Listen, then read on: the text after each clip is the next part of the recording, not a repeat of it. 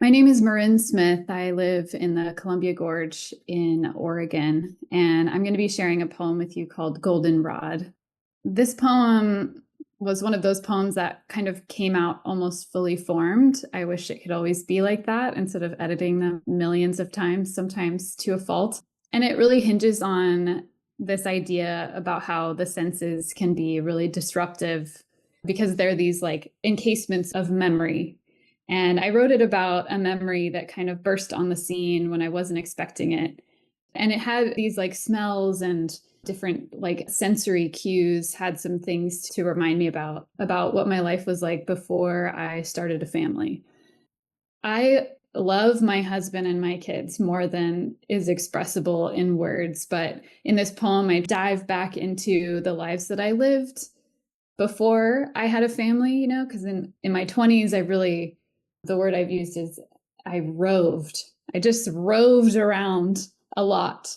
And one driver of the poem is that sometimes it's weird to think about old relationships, especially ones that you had before you fully knew who you were, once you've moved out of that phase. And in my case, I'm in a very grounded partnership now, which is such a stark contrast to the relationship that I was reminded of in this poem. And I describe a little bit in the poem. And these years, in my 20s, they were full of freedom and loneliness and desire and all of these emotions that sort of just descended on me this one day when I was buying some plants at a native plant nursery. And there's some references in there to native plants.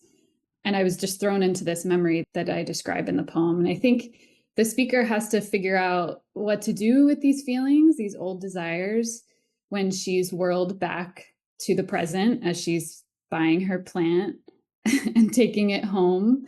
And I think she decides to incorporate them and integrate those memories instead of suppressing them.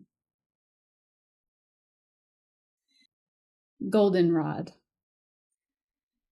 Christ, those hands, dirty, thick tuber fingers, filthy Carhartt pants, resin voice, spouting off scientific names of plants. And I am opening and spreading like fireweed. His body put out a musk so sweet and arresting and tobacco tinged. All I could do as he wrung me up was clutch my pot of goldenrod and silently, slowly, selfishly inhale, breathe what was good and leathery and sinewy all those years ago.